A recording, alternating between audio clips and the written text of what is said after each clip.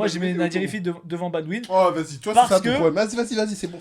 Après, faut quand même respecter le frérot, vas-y. Le frérot est il est centième. the guy de l'équipe qui finit 4ème d'Euroleague. Nadirifi fait une grosse saison, hein. Mais au bout d'un moment, c'est un sport collectif. On a eu ce débat-là par rapport au MVP en NBA. Et c'est un sport collectif. C'est-à-dire que la saison de Nadirifi, il y a personne.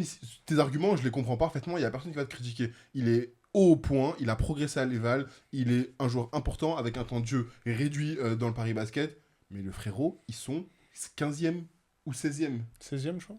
Ils sont 16e, ouais. Au bout d'un moment, ça veut dire que là, t'as aucun joueur du Fener. Non. Mais c'est une dinguerie. J'ai aucun joueur du Fener parce que... Tu nous as vendu ton Tietchi de merde là pendant 6 ans, et là tu l'as pas ni en 1 ni en 2.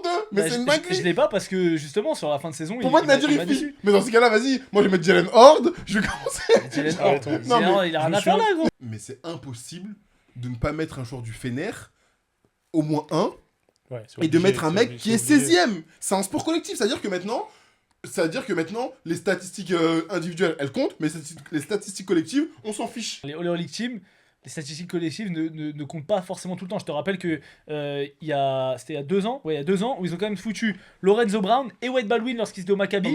Alors que, genre, ils avaient rien à foutre là. Quand ils ont fait la saison exceptionnelle là. Quelle saison exceptionnelle? C'est quand le Maccabi ils étaient en playoff et tout. Oui, quand ils étaient playoff. Rappelle-toi, ils sont arrivés au play-in.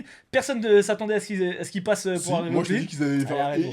Et après, ils ont joué contre le Pana. Et après, ils ont été bons en playoff. Et en plus, encore une fois, il y a une différence entre être 9e et 10e, tu vois. Ok, que être 16e. Théo Malédon, il était combien l'année dernière? Attends, pause. M'énerve pas. Ok, on peut pas comparer la saison de Nadirifi à la saison de Théo Malédon. Mais pas du tout. Moi, je pense qu'on devrait ne pas se baser sur ses avis. On est entre gens de bon sens. Voilà, basons-nous sur nos avis. D'accord. Ça veut dire que Théo Malédon, l'année dernière, il fait pas une saison genre exceptionnelle, meilleur tireur de lancer franc de la saison, provoqueur de lancer franc de la saison. Il est à l'éval, il est extrêmement haut. Tu vas comparer la saison de Théo Malédon avec la saison de Nadirifi là? Mais attends. Tu me dis à l'éval, il est extrêmement haut, il est top 3 à l'éval. Aujourd'hui, je te dis Nadirifi est top 7 à l'éval. Sauf que Nadirifi finit pas dernier. Donc en vrai, ça se vaut. Non. Nadirifi est 3ème meilleur marqueur d'Euroleague. La saison de Théo Malédon, elle vaut pas celle de Nadirifi. Il faut arrêter les bêtises au bout d'un moment, mettez du respect. Parce qu'on peut dire Nadirifi, c'est aussi le mec qui provoque le plus de fautes cette année. Hein, puisque c'est un argument pour Théo Malédon. Moi, je te dis. Faut savoir. Quand c'est Théo Malédon, tu me dis oui, il provoque des lancers francs. Quand c'est Nadirifi, ça compte pas.